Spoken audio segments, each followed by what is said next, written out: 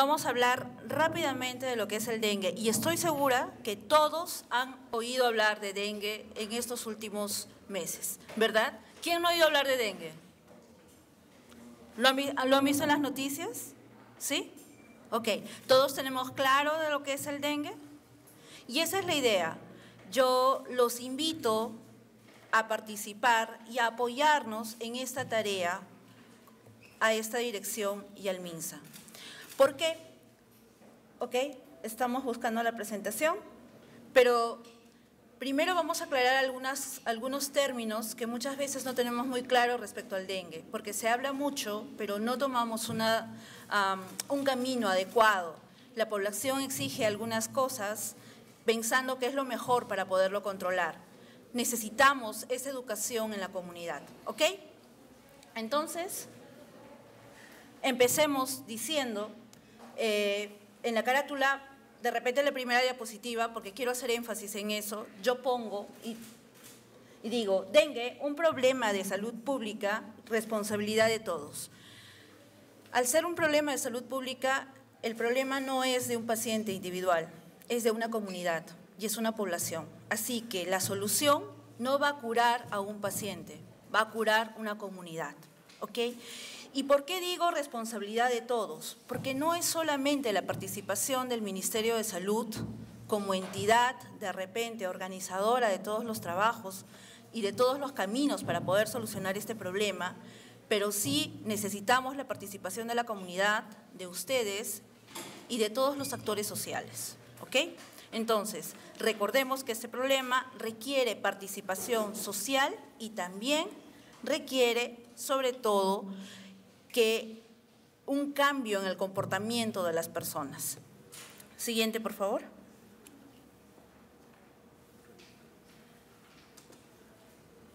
Voy a hablar de la definición de dengue. Es una enfermedad viral transmitida principalmente por un vector denominado el zancudo Aedes, del género Aedes. ¿Quién lo transmite? La hembra, ¿ok? El macho no transmite la enfermedad porque no pica. No necesita sangre para reproducirse, ¿ok? Bueno, hablemos entonces de que es una enfermedad viral sistémica y dinámica. ¿Por qué sistémica? Porque afecta a todos los órganos del cuerpo humano, ¿ok? Es dinámica porque ustedes van a ver ingresar al paciente al establecimiento de salud y en cuestión de horas puede realmente empeorar y fallecer. Por eso es que es potencialmente fatal. Hay grupos importantes en los cuales tenemos que reconocer esta gravedad: niños, mujeres gestantes y adultos mayores. Les comentaba que era transmitida por la hembra del zancudo Aedes y obviamente esta enfermedad ha causado gran impacto. Todos recordamos lo que ha pasado en el fenómeno del niño a inicios de este año. Es reemergente porque les cuento que en algún momento logramos controlar el dengue. ¿Por qué? Porque en los años 60 y 50 más o menos trabajamos muy fuerte contra el vector y se logró controlar la enfermedad. No había vector, obviamente no había cómo transmitir la enfermedad, pero hace 10 años esto ha cambiado. Y al haber cambiado, ¿qué significa? Más o menos tenemos unos 390 millones de personas infectadas anualmente. Solo en América, el año 2000, en 1980, por los 80, teníamos solamente un reporte de 1.5 millones. El 2015 hemos aumentado a los 3 millones, 3.2 millones. Así que se dan cuenta que la morbilidad se va incrementando. Siguiente, por favor. Reconozcamos entonces a nuestro agente patógeno. Les comentaba que era una enfermedad viral. Por lo tanto, el agente patógeno es un virus. Hay mucho problema para la población y para el personal de salud reconocer esto, porque cuando les pregunto o cuando pregunto que en lugares donde antes no había el vector, ahora ya hay. Supuestamente no podían pasar más de los 2.000 metros, ahora tenemos vector por encima de los 2.000 metros. El 2015 descubrieron el vector en Ica, el 2016 en Arequipa. Ica hizo su peor brote de dengue el 2016, así que esperamos que Arequipa, y esperemos que no realmente, vaya a ser un brote muy pronto. Siguiente, por favor. Es lo que les comentaba, básicamente la distribución y la dispersión del vector. Un vector competente que se habitúa muy rápidamente y sobre todo que donde encuentre todas las facilidades se va a quedar. Siguiente, por favor. Conozcamos al vector. Tiene un ciclo de más o menos 10 a 14 días. Pasa por 4 fases. Una fase, un adulto va a poner huevos. Luego esos huevos, pasando unos 2-3 días, se convierten en larvas. Las larvas luego se convierten en pupas y finalmente tenemos un adulto. ¿Cuánto dura el ciclo? Aproximadamente unos 10-14 días. Por el incremento de la temperatura, lo que pasó en Piura, lo que normalmente nos demoraba 15 días, teníamos adultos en menos de una semana. Un adulto capaz de transmitir la enfermedad muy fácilmente. ¿Ok? Siguiente, por favor. ¿Dónde va a vivir Aedes? Criaderos potenciales, bidones, baldes de agua, inclusive llantas vacías, llantas tiradas, etcétera, chapitas, botellas de agua, etcétera. Pero como tenemos tan buenas costumbres de reciclaje, de saneamiento ambiental, etcétera, le damos la casa perfecta al vector para poder quedarse. Siguiente, por favor. Estas son fotografías de los hallazgos en los diferentes departamentos del país. Vemos lavadores en los patios con agua, vemos estos cilindros que van a ver en la parte inferior, vemos maceteros, los platillos de los maceteros con agua, floreros con agua, etcétera, que son básicamente el criadero ideal para este zancudo. Siguiente. Hablemos del mensaje que siempre usa el Ministerio de Salud, lava, lava, tapa, tapa. Imagínense cómo están tapados estos cilindros, y esta es una realidad. Es el día a día, porque en nuestra comunidad no cambia algunas costumbres. Siguiente, por favor. Entonces, hablemos ya de la enfermedad. Estoy tratando de ser muy, muy breve para que luego ustedes puedan preguntar. Les he hablado del agente patógeno, que es el virus, dengue. Les he hablado del vector, que es el Aedes, y ahora hablemos de la enfermedad. ¿Cómo es que se va a transmitir esta enfermedad? El zancudo va a picar a una persona enferma. Este zancudo se infecta y luego pica a una persona sana. Pasado una semana, aproximadamente unos 10 días a lo sumo, esta persona que fue picada por el zancudo que ya estaba infectado va a hacer la enfermedad. Y recuerden que yo les decía que este zancudo le gustaba vivir en una casa. Así que probablemente si tenemos a una persona, a un padre de familia infectado, como el zancudo vive en esa casa, tengan la seguridad que en una semana van a estar infectados la esposa, los hijos, etcétera. ¿Ok? Siguiente, por favor. Hablemos de la clínica. Les comentaba que es una enfermedad viral, por eso es que en el lado izquierdo ustedes van a ver un ciclo de más o menos 10 días. La enfermedad en su tránsito normal va a durar 10 días. Pero ¿qué pasa? Llega un momento, más o menos entre el cuarto y quinto día de la enfermedad, que es donde baja la fiebre generalmente, que el personal de salud agarra y dice, no hay fiebre, no es emergencia, váyase a su casa. Y lo característico de dengue es que el primer día febril del paciente va a ser el primer día de mayor riesgo de este paciente. ¿Por qué? Porque la enfermedad debuta con fiebre, primer día, segundo día, como lo pueden ver. Ven el primer día, segundo y tercer día, la primera curva que dice temperatura es la que está más elevada. Pero ¿cuándo se pone en rojo? ¿Cuándo entra la fase crítica? A partir del cuarto, quinto y sexto día aproximadamente. ¿Y qué pasa con la temperatura? Está baja. Las personas llegan al centro de salud, como no hay fiebre, no es emergencia. Cuando hay esta depresión de temperatura, estamos hablando del momento en que mayor riesgo tiene esta persona, porque significa que ya ha habido depresión. Por lo tanto, esta persona puede entrar en shock, y va a manifestar signos de alarma. Y este es un punto importante para que el personal de salud reconozca las acciones que tiene que realizar. Un reconocimiento de la enfermedad oportuno y el inicio del tratamiento, que no es cosa del otro mundo, es hidratación, podría salvarle la vida a esta persona. No todas las personas van a hacer un dengue grave, no todas las personas se complican, pero ¿qué nos ha pasado en Piura? Esas largas esperas, ese momento de no tener un triaje, de controlar signos de alarma, es lo que nos ha causado mayor problema. El personal sabía lo que tenía que hacer. El problema es que no había ese monitoreo del paciente que requiere la enfermedad. Siguiente, por favor. ¿Qué hacemos? Ustedes recuerdan este gráfico inicial, y es que más o menos en el 90 y tantos, OPS agarró y dijo, por si acaso, por lo que estamos viendo, dengue se maneja desde varias aristas. Epidemiología, vigilancia epidemiológica, el control integrado del vector, atención al paciente, laboratorio y comunicación social, y el manejo del medio ambiente. Qué importante por parte de la comunidad. Así que los que son green o los que están trabajando en el tema de medio ambiente, este es un momento ideal. Siguiente, por favor.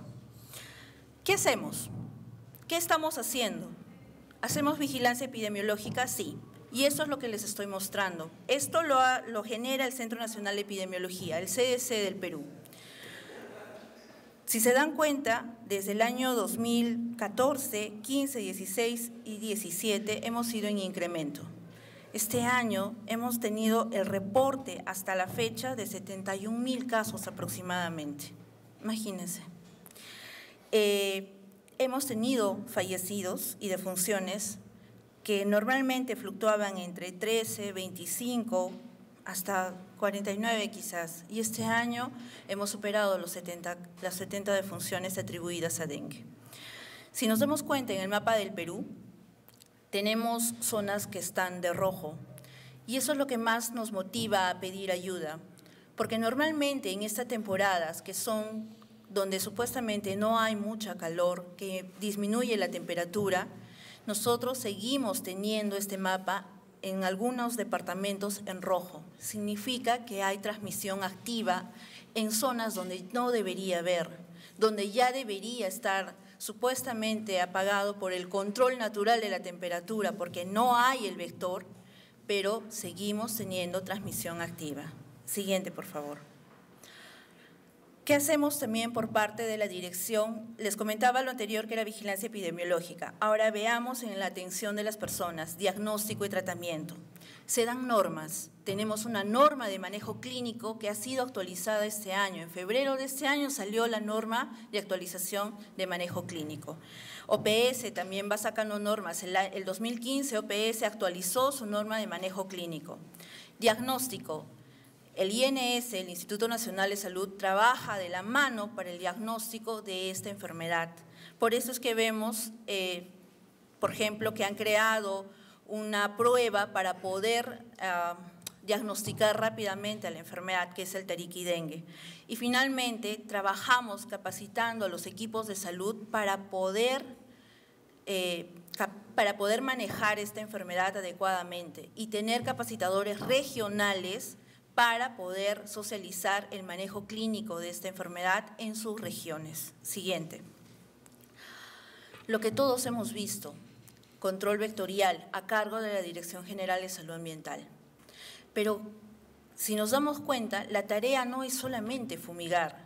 El control vectorial parte desde el recojo. Ustedes ven que en la parte inferior hay dos personas, personal de salud recogiendo lo que nuestra comunidad ha dejado tirado en su propia casa, llantas y otros criaderos de zancudo. En la parte superior vemos un tema de vigilancia. El personal de salud se desplaza a los domicilios de las personas para ver si el vector está en sus casas. Y finalmente, para el control del adulto tenemos lo que es la fumigación y nebulización. Siguiente. Y todo el tema de promoción y comunicación. Me parece, les he puesto los mensajes con los cuales el MINSA ha trabajado fuertemente este año para poder cambiar algunas actitudes, sobre todo empoderar a las personas de qué es la enfermedad, pero algo que nos faltaba siempre, y es que en todas las fotografías siempre se veía al fumigador. ¿Y qué es lo primero que pedían las personas? Fumiguen mi casa, entendiendo que la fumigación solo va a matar al zancudo. Les comentaba, ¿se acuerdan que hablamos de que tenía 4 fases? Solamente va a controlar la parte del vector adulto. Una vez que pase el efecto de la fumigación, si seguimos teniendo larvas, huevos en esos depósitos de agua, tengan la seguridad que vamos a volver a tener adultos. No es que la fumigación no sirvió, no es que no entraron a mi casa, es que si yo les sigo dando criaderos, voy a volver a tener adultos capaces de transmitir la enfermedad. Entonces, eso es un cambio ya de actitudes. Por eso es que se ha trabajado este año justamente indicando, ¿no?, en qué momentos, cómo podemos evitar que el zancudo se reproduzca y cómo podemos evitar en cada una de sus fases el trabajo. Por eso se trabajó fuerte. Por ejemplo, acá le decimos, ¿no?, puedes controlar en sus 3 fases para eliminarlo. Tienes 3 formas para eliminarlo. Huevo, siguiente. ¿Y cómo hacerlo en el huevo? Lavado y escobillado de los recipientes donde almacenan agua. Luego, larva.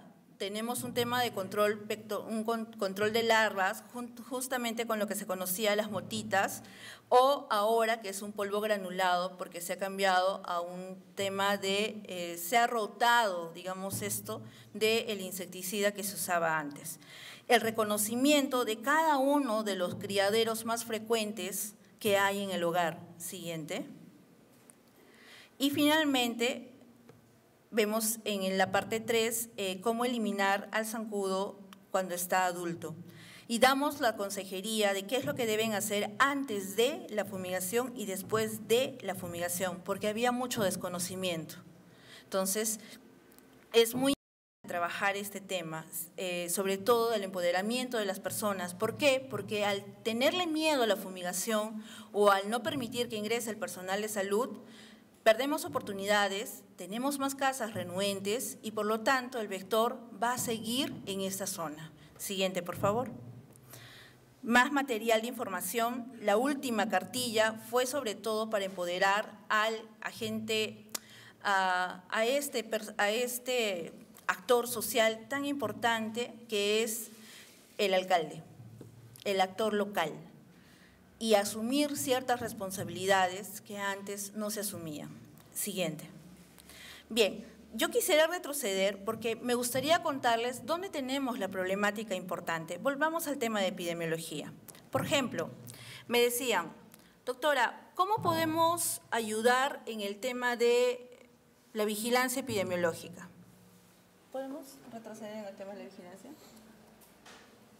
El producto final de la vigilancia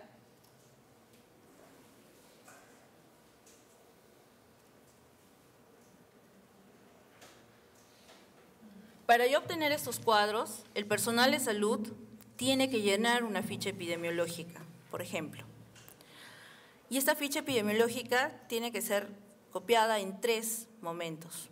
De verdad sueño el momento, porque algo que odia el personal de salud, sobre todo el médico que está atendiendo y tiene una cola de 25 pacientes, es, además de registrar su hoja GIS, además de registrar su ficha del SIS, es tener que registrar la ficha para la toma de muestra del laboratorio de este paciente.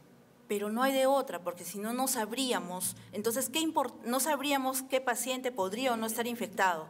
Pero sueño el día en que el médico pueda coger su celular, hablar y solamente leer el nombre del paciente, la edad del paciente, su DNI, y que automáticamente la ficha se llene, porque la ficha debería estar online, pero todavía seguimos teniendo problemas de que esta ficha sea registrada con una firma digital del médico y automáticamente esta ficha pase al área de epidemiología del mismo establecimiento de salud, pase al laboratorio del mismo establecimiento de salud. ¿Para qué? Para que el paciente pueda tomarse la muestra y después pueda ser notificado como corresponde, sin que esto cause sufrimiento, dolor ni pérdida de tiempo y sobre todo no pérdida del paciente, porque les puedo asegurar que en muchos casos la buena voluntad de nuestro personal de salud para registrar se pierde y perdemos los casos.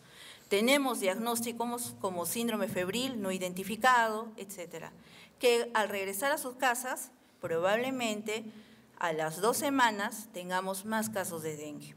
Entonces, este tema de la ficha epidemiológica registrada online que no cause tanto dolor al personal de salud, de verdad sería ideal. Siguiente. En el tema de capacitación y manejo clínico. La experiencia durante todos estos años ha demostrado que sentarlos a todos, así como estoy viendo algunos ya adormecidos, somnolientos, como el compañero de Guinda, veo a otros más atentos, etcétera, porque entiendo que están cansados, lo mismo nos pasa en las capacitaciones. Tenemos personal de salud cansado, agotado, que llega de su guardia y encima le imponen una capacitación para aprender a manejar dengue. Pero ¿qué pasa? En realidad el tema va, porque les puedo asegurar, el peruano no lee, no leemos. Así que yo puedo sacar mi guía anaranjada con colores bonitos y no la van a leer. Después de mi capacitación o de la capacitación que se da al personal, voy al establecimiento de salud, le digo, pero si tú has estado en la capacitación hace 3 días, ¿por qué no le has aplicado? Si te indicamos que este paciente con signos de alarma, hay que controlarle presión arterial media, tienes que saber su flujo urinario. ¿Y por qué no les has iniciado por lo menos una hidratación de 10 mililitros por kilogramo por peso y controlarlo cada 30 minutos o por lo menos cada hora? Como está el ABC en la clínica, en la guía clínica. Ups. Qué ideal sería de que esta guía clínica, de acuerdo al manejo clínico, diga paciente con signos de alarma y automáticamente me salga peso del paciente, la cantidad de hidratación y gotas que requiere este paciente. Que me dé una alarma o me dé una hoja de monitoreo en ese momento automáticamente y sobre todo permita al médico, porque ahorita ustedes aprietan, entran a internet y van a encontrar para hallar la fórmula de presión arterial media. Y solamente tienen que poner el valor, pero está separado. Hasta que este médico encuentra la fórmula de flujo urinario, pierde tiempo. Si yo tuviera todo en una sola, incluida la guía, y que me diga con cuánto inicio por el peso del paciente y de acuerdo a los signos de alarma, yo creo que ahorraríamos bastante tiempo y no habría disculpa de por qué no se implementó o por qué no se dio el tratamiento adecuado en ese momento. Salvando, obviamente, realidades, ¿no? Muchas veces no es que el personal de salud desconocía el tratamiento, y es que tenemos que conocer lo que nos pasa en los hospitales. Teníamos filas de pacientes, 200 pacientes, con 3 médicos en ese momento, ¿ok? Entonces, salvando esa realidad, yo creo que nos ayudaría bastante el tema para estos médicos que se quedaban en estas unidades de vigilancia clínica para el manejo de estos pacientes, tener todo a la mano. Siguiente. En el tema de control vectorial, les cuento, epidemiología crea su información y a la semana recién está socializando lo que ha ocurrido la semana anterior. ¿Por qué? Porque todos los establecimientos van notificando su información, cierran un día sábado y esta información es procesada hasta el siguiente lunes, ¿ok? Una vez que pasa esto, recién el jueves tenemos un informe verificado desde el nivel nacional, lo cual significa que si yo quiero hacer control vectorial, me estoy basando en una información de hace una semana, por lo menos, si no son 2, ¿ok? ¿Y qué hace el personal de salud? Dibuja su mapita por distritos y empieza a poner con chinchecitos rojos dónde están los casos. Qué excelente sería tener un sistema de georreferenciación para este personal, sobre todo de la parte de vectores, de saber dónde trabajar. Que simplemente este sistema de vigilancia no solamente me aplique un tema de cuántos casos me han notificado, sino que también me haga un proyectado al futuro de que, dependiendo de la temperatura y el clima, cuántos casos podría tener, ¿ok? Otro tema importante para manejar, sobre todo el tema del control vectorial, es la recuperación de casas. Esa sensibilización de las personas para permitir que el personal de salud ingrese. ¿Okay? Ese es otro tema muy, muy fuerte que les aseguro. El MINSA ha creado jueguitos para cambiar desde muy pequeñitos, juegos interactivos, para que desde muy pequeñitos cambien este tema de tapar donde almacenan agua, que recojan y reciclen, etcétera. Pero todavía no da resultados. Se ha bombardeado con este tema de las noticias, se ha bombardeado con el tema de cambio de costumbre, pero realmente qué difícil es para todos cambiar costumbres, ¿eh? Qué difícil. Siguiente. Entonces, el tema de la participación, finalmente, de trabajar con los alcaldes, con todos los actores, es una tarea pendiente. Promoción de la Salud la ha tomado el reto, pero creo que también como comunidad tenemos que asumir el reto. Simplemente pedirles, en todo caso, que ustedes asuman ese reto, y me imagino que con la tecnología de la mano podremos encontrar mayores soluciones a esta problemática. Flujos tan pequeños, tareas tan pequeñas que podrían ser resueltas con un clic. Gracias.